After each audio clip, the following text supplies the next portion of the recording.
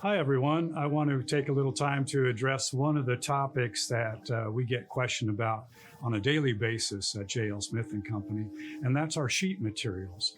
So we have quite an array of sheet materials. So I want to kind of introduce each one a little bit and maybe talk about where you could use them to best advantage and so forth.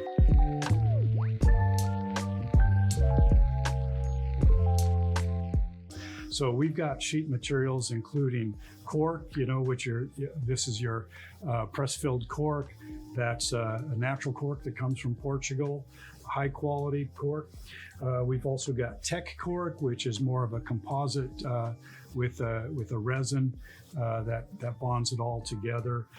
In the synthetic materials that we make in-house, we're using firm black and quiet black. We've got also the OptiCork, and we've got the synthetic tan sheets.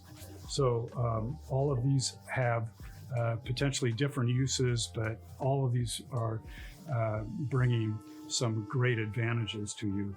In other sheet materials, we have the Q felt and the Q2, which is the charcoal color that's similar in nature, but a little bit different, and I'll explain that in a bit. And also we have the harder materials, which is the PTFE, which is also referred to as Teflon by many of you. We don't buy this directly from DuPont, so we're not allowed to use that branding, but PTFE is essentially the same material. We also sell tech felt, which comes in a variety of colors. We've got charcoal and tan and white, and then your natural felts that are available in a couple different thicknesses, but also 4 different colors. So white, black, green, and red.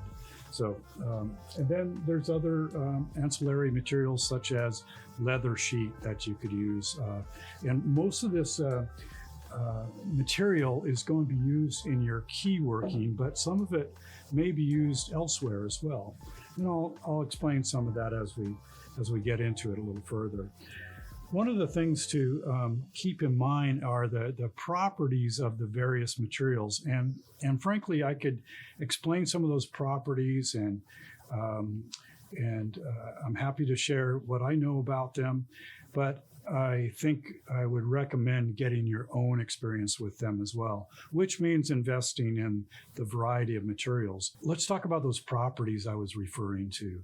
The first one, and probably the most prevalent one that people are most in tune with, is noise. And we're trying to quiet mechanical noise in a mechanism of an instrument. And so we want a material that's appropriate for doing that. So all of these materials have different properties when it comes to noise, because of the application where you may put them, and also the thickness that you're using will have a bearing on that as well. Another aspect that is very particular maybe to people like myself, which is a term that I use, positivity, which is, how does it feel? Does it feel very positive on the downstroke? Am I getting a nice compliance with the area that it's touching? And the same thing on the upstroke. Does the mechanism get a little noisy on the upstroke? Well, what can I do to mitigate that? So also under that positivity heading is the give of the material, or what I term forgiveness of the material, whether it's dead, whether that it has some forgiveness, and also does it bounce?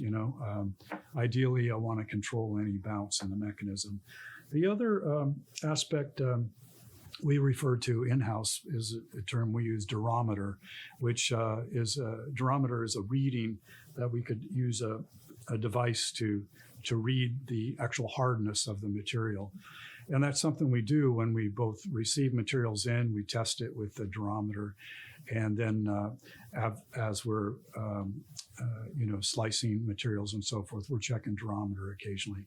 So that's a hardness test that's important to understand.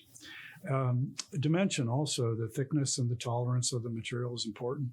Some materials can't be thicknessed to a high or to a very tiny amount. For example, sheep felt, we can't slice it to 5,000ths of an inch thickness. And even if we could, the tolerance on sheep felt is much greater than the tolerance on, let's say, a synthetic material. So the dimension, thickness, and tolerance, and then slip, the lubrosity of the materials. How do they move together if they touch a certain type of surface? Some materials you really need lubricity between the materials, whether it's the body of the instrument, a key, or just another material that it might be sliding against. So another property that's important to understand is the adjustability of the material. So all of these materials, even though you could buy them at different thicknesses, you're not always going to have the thickness you need for the application you have. So when taking out lost motion on a mechanism, for example, you might have, let's say you've got 3/64 cork throughout on the mechanism, and some you need to shave a little bit off of, some you'd like a little thicker or whatever to adjust that lost motion. Can you do it with the material you're putting on the key? Well, that's important to know ahead of time. So some of the materials can be thicknessed by sanding them, such as your natural corks. Some of the materials can be thicknessed with heat, such as your synthetic materials like quiet black, firm black, opticork, so forth. These materials respond really well when they're compressed a little bit. When you put a little hot air on the surface of the material, you could compress the material and it'll stay where you leave it. The other thing is you could reverse that by adding a little heat, a little hot air once again, and the material will expand to its original size. So that's one aspect. So the sanding and the heat. Another is just slicing it. So you could take a thicker material and slice it with a razor blade. Now, some materials do that easily and some don't want to be cut at all. So it's important to understand those properties. And some of those properties you'll come to understand better once you start working with the materials. A couple other issues beyond the adjustability is the conformity. So most of these materials is going against a part that's radiused, whether it's a key arm or the body of an instrument. So can the material conform to that shape? Will it accept the radius of the material? Some you'll have to sand that radius in. Some you want the material actually to conform on its own. So the last property that I think is not the least significant is stability. Will it stay where I leave it? And will it do that over a long period of time? So one of the things I always search for in my methodology in doing this work is creating a mechanism that's reliable and stable over many, many years. And that sometimes really involves really choosing the right materials. So we could get into that a little further in a minute. So let's talk about some of the properties on these various materials. With felt, the adjustability isn't really super. Also the tolerance is not very super. So this is kind of general material I use typically in places where there's going to be some other adjustment made other than the shape and size of the material itself. So bear that in mind. It's great to have felt on hand, but there's other materials that you could use where you would use a felt that maybe have more conformity and adjustability. And one of those would be the tech felt, which is available in charcoal, tan, and white, and a variety of thicknesses.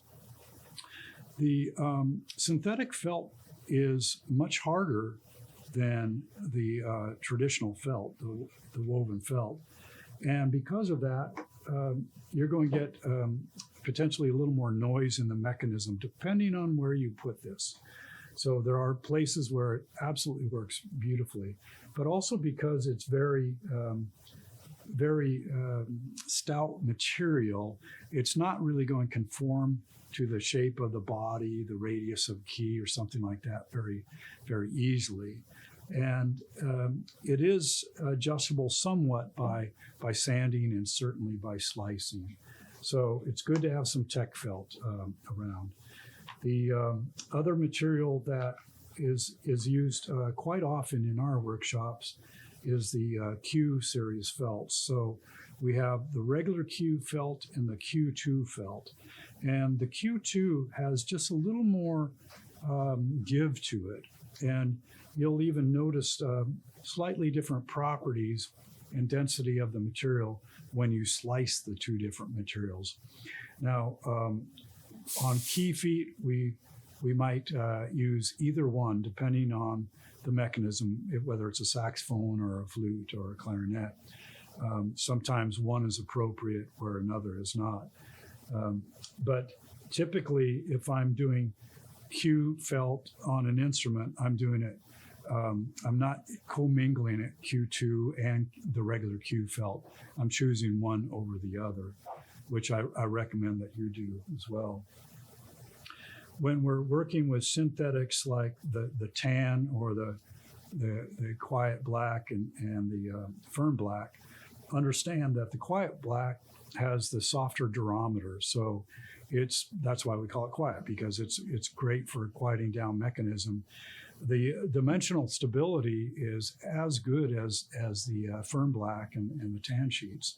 So all of those materials have appropriate uses, and I recommend having some of each on hand.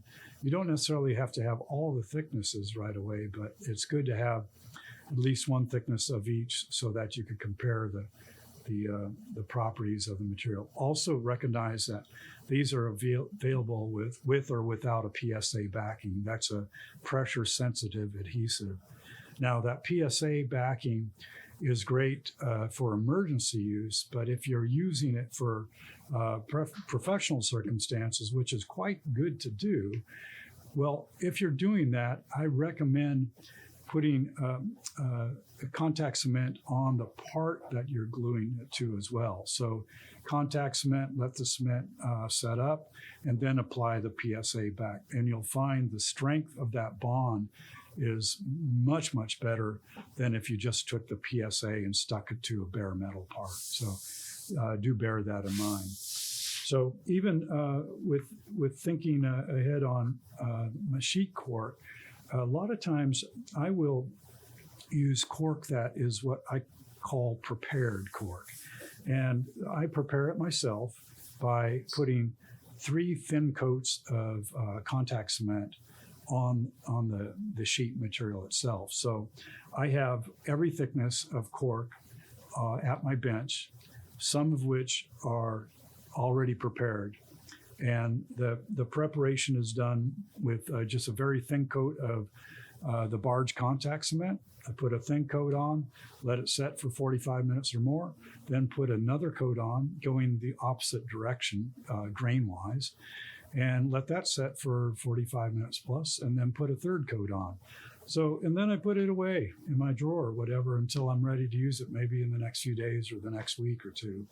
And now I could put, again, when I'm ready to use it, I'll put a thin contact cement coat on the part I'm doing, whether it's a saxophone neck or a key cork or a clarinet tenon. And then I'll put one more thin coat on the already prepared cork.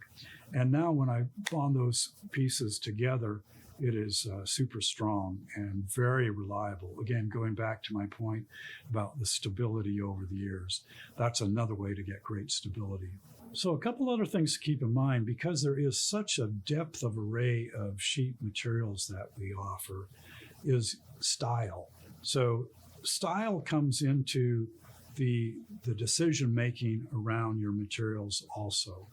And I say that because every shop has their style, and maybe every technician within the shop has a little bit of a difference in style with what the house offers. But we do find that some technicians lean towards this type of material or that look or whatever, even when it comes to the felt, even though the felt has mostly the same properties, whether it's the black or the green or the white felt. Some technicians prefer to use white exclusively or black or whatever, and that's fine. So style is cool, and it's kind of the signature you apply to your work. Another thing you could do in style is considering fusing two materials together. That's one of the things I do in my work, and one of my bits of style is bonding leather sheet to a cork sheet and then applying that to key mechanism. I particularly do this where there would be a 30-second cork normally called for. So I would bond a 64th cork sheet to a leather cork sheet, and then I would prepare the back of that so that I'm able to bond that to a piece of the mechanism. And that's part of my style. And also I get a couple properties out of it that I might not get with just that 30-second cork. One of the properties is that lubricity that I talked about earlier. I get a really nice slip off of the leather. Another thing that I get is the longevity of it. And another thing I get is I don't get the compressibility that I get from cork over time. So that's a great advantage. And again, it's part of my style. You're welcome to copy that or test it for yourself and see how that works. But there's a